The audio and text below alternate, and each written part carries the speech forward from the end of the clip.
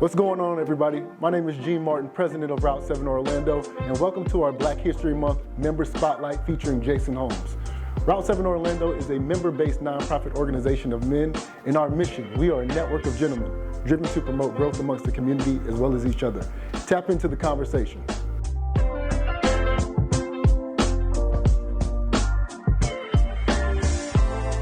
So Jason, definitely appreciate you being here for our Black History Month Member Spotlight. We have husband, father, director of communications, business owner, creative. Is there anything that I left out? No, that's about it. I appreciate it. It's my pleasure being here with you, Gene. Awesome, awesome. So tell us a little bit about yourself. So I've been in Florida since 1989, originally from New York. So I claim Floridian by now, can't do the snow. So pretty much just been in Florida, growing up with my family, doing different things, raised my children here, and kind of found my footing from a love of reading and stuff, and then kind of launched into all those things you named. Okay. So where did you go to school?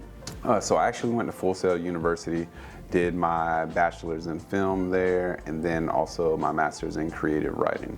Okay, so in film and creative writing. So what is it that you do today? How is that applicable to what it is that you do today from a profession?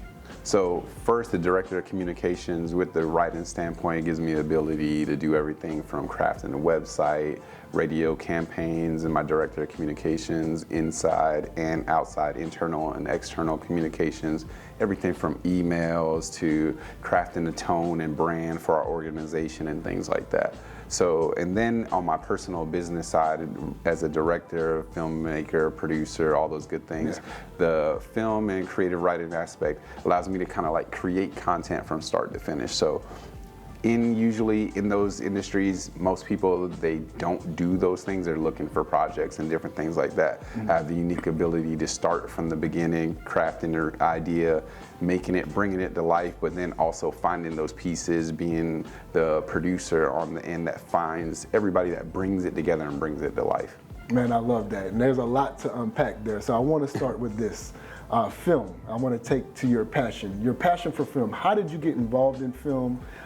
Where did you start? How did that kind of blossom into what it is that you're doing today with that? All right, so a little bit of off-topic conversations before we were having, and just talking about my love for reading that my mother kind of ingrained in us, starting reading every summer, reading books, and that kind of built my imagination. And then naturally I took to film, going to film movies all the time on the weekend. Growing up with my wife, that's our things, to go watch movies, and then kind of understanding how that was created and looking at the journey from start to finish. So that kind of blossomed into pursuing it, from taking it from a passion to then going to see how you can create it and become a filmmaker, and not seeing a lot of people in that industry as kind of like titans for our culture. It started to come about, like Tyler Perry. I saw that it was possible to actually do it on my own.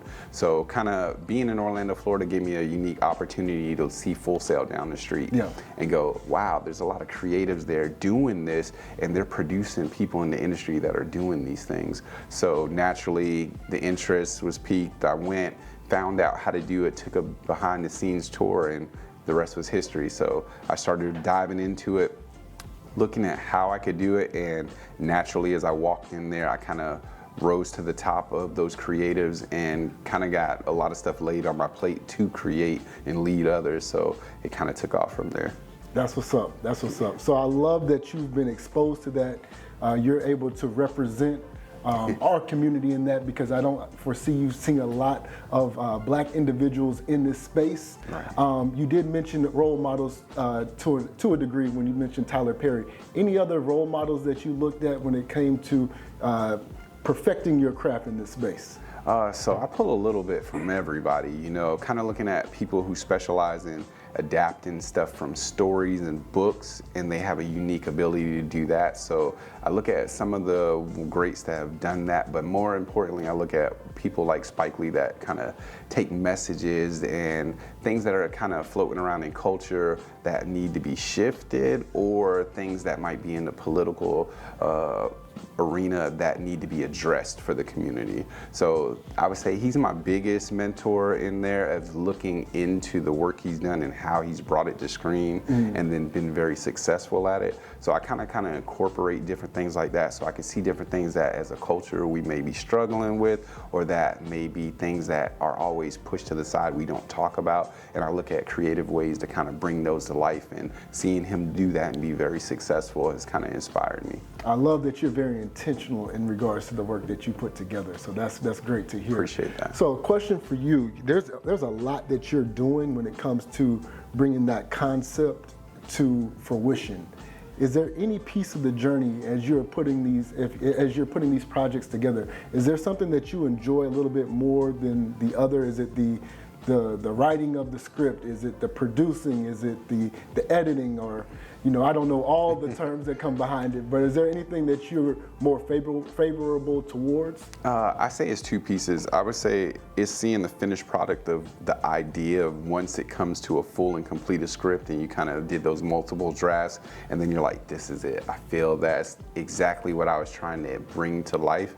And that's really exciting, because you have an idea, but it's not really complete till you have everybody sign off on it, and they're like, wow, the script is amazing. And I love that joy of seeing that idea come all the way full circle. But then I guess say the rest of the process is kind of tedious and laboring, the long nights, running 10-hour days, and then right back up at it, filming again until it's in the can.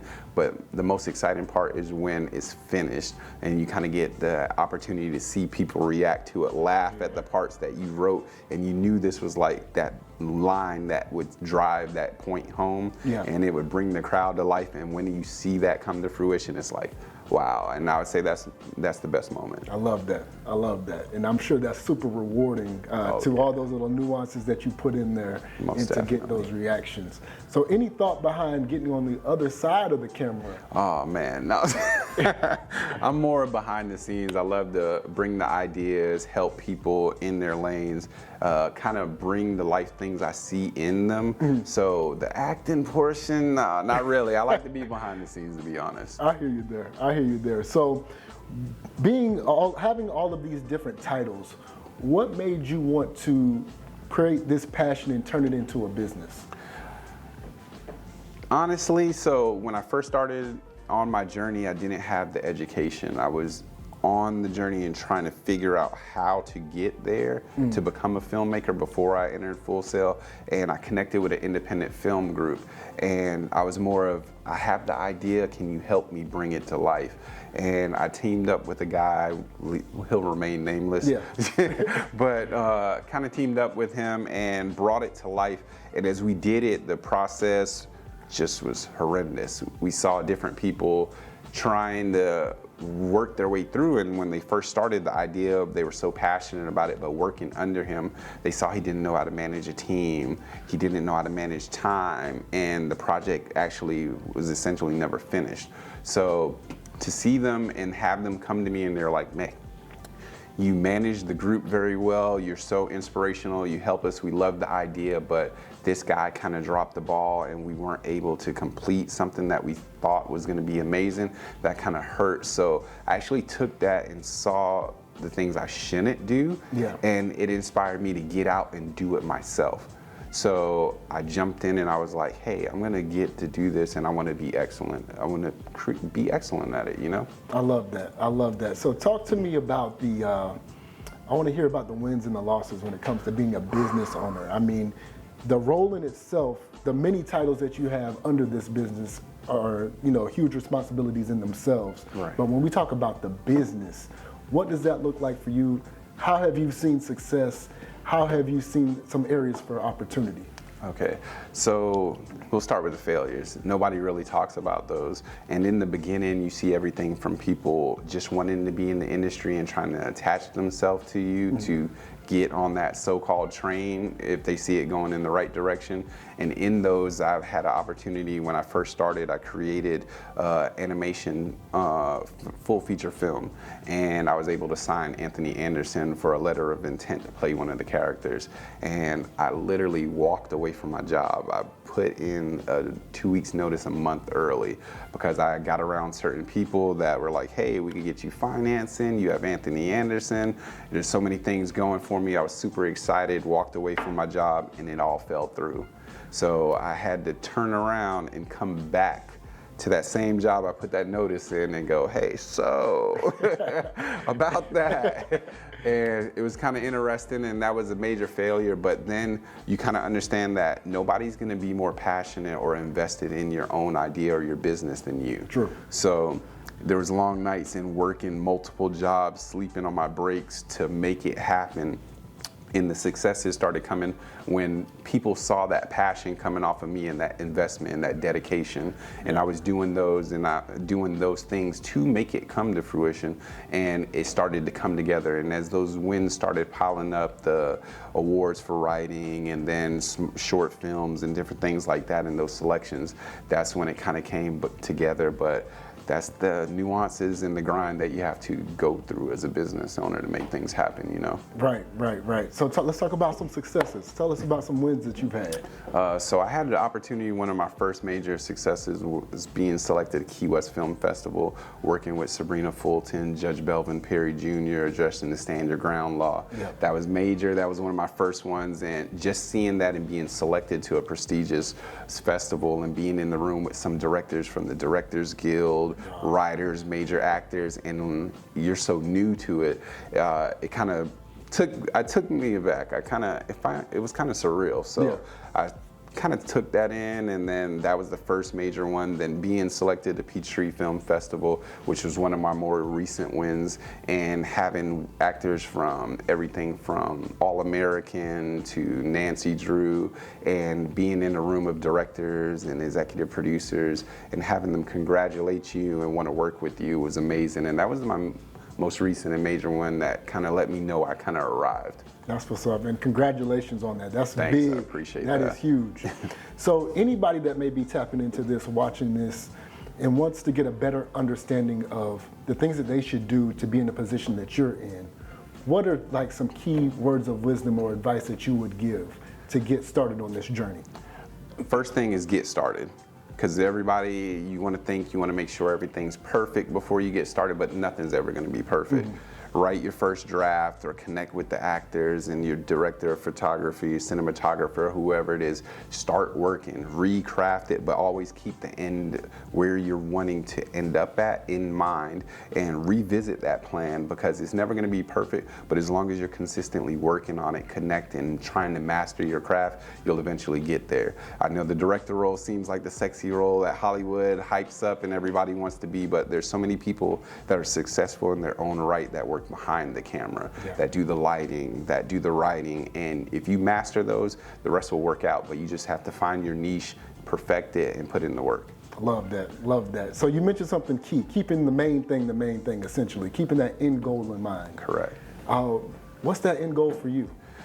So the end goal is to kind of influence culture to kind of reflect where we want to be, keeping that, I would say, the needle moving for us as a whole, influencing culture in a positive way. And I want to do that at a broader spectrum, so you can't be the guy that writes everything, directs everything. So I want to work and connect with other people that have that same mindset.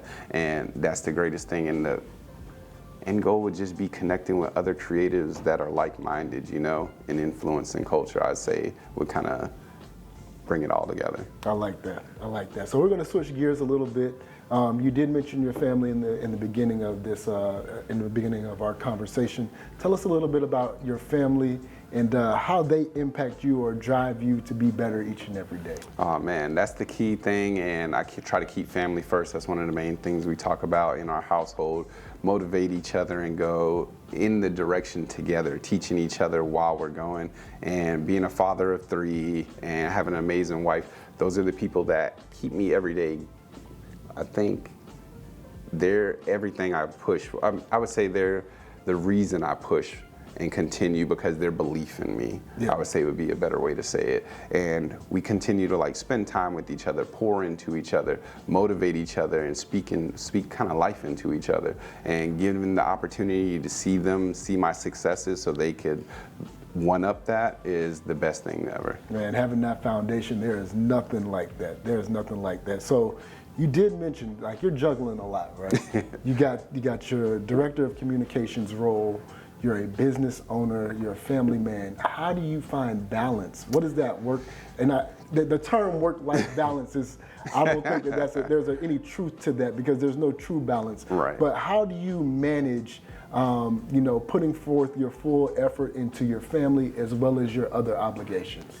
I would say a key way of doing that is incorporating them into everything. Yeah. Because as you kind of grow and mold these young people that are half of you and a half of your spouse, you have similarities.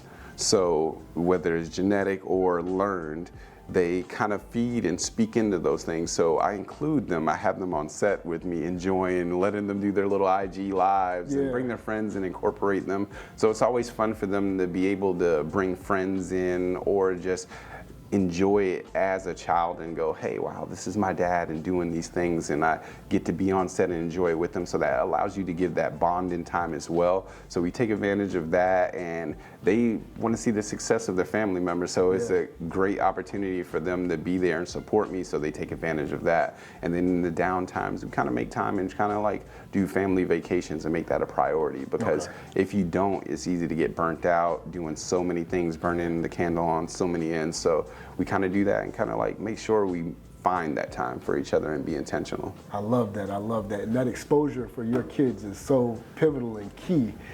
Do they have any aspirations of following your footsteps? Oh man, so they're actually into different arenas, and I kind of tell them regardless, hey, if you like golf, I'm going to be a golf dad. If you want to be a soccer player, I'm going to be a soccer dad. So my daughter, primarily, she's into law and poli-sci, so she does everything from Senate at UCF as a speaker for them. My son into marketing and business, and then my youngest, he's too little, he just wants to be a professional soccer player. Okay. That's the goal. So they kind of have their own things, but we tell them whatever they're into, we support. We research, try to find the right schools for them, the right programs, and support them 100%. If we don't know about it, we learn as much as we can so we can support them in the right way, put them in the right positions to be successful, because I feel everybody's different and you have to find out what they're passionate about. And once you support them within it, it's not like you're working or anything like that, or they're working. You're enjoying seeing the joy in them being successful and chasing after their passion. I love that approach, and that's something I'm going to have to pick up from being a new father here, man. Hey,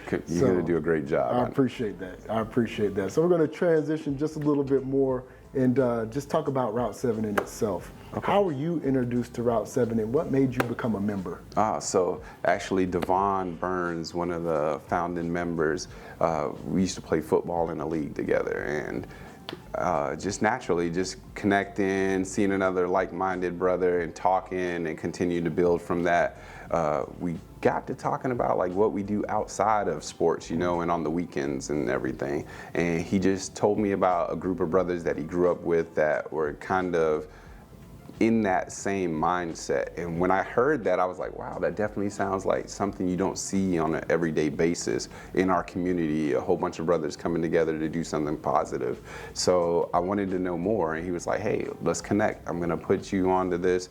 We meet on these days, these times. This is kind of what we do, and you're always welcome. Come see a couple of meetings, see how you like it, and meet some of the brothers, and then to make a decision, Love that, love that. So how has Route 7 been beneficial to you?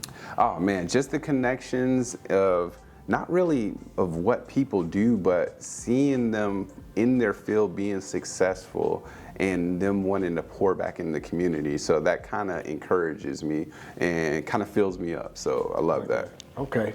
What's your most memorable Route 7 Orlando moment? I was thinking about that, and I think it might have been the Grand Bohemian. We got together, just a whole bunch of brothers laughing, having a good time, interacting, and being positive, man. It's amazing to see that because it's not something that's portrayed a lot on social media or anything that we consume. So to see that be in that, it kind of feeds your soul, and that sticks with me. I love that, man. Jason, I definitely appreciate you. Please let us know how we can provide support to you or share anything that you got coming up next. Oh man, just really being there, supporting, consuming the media that I put out there. You can follow me at Jason_Holmes_MFA on IG. That's where I post most of my stuff. And you can just follow what we go and what we have coming up next. I appreciate that, Jason. Absolute pleasure, my brother. Always good. All right, so thank you for tuning in to our Black History Month Member Spotlight. Remember to check us out on our YouTube channel, Route 7 Orlando, IG, Route 7 Orlando as well, Facebook too.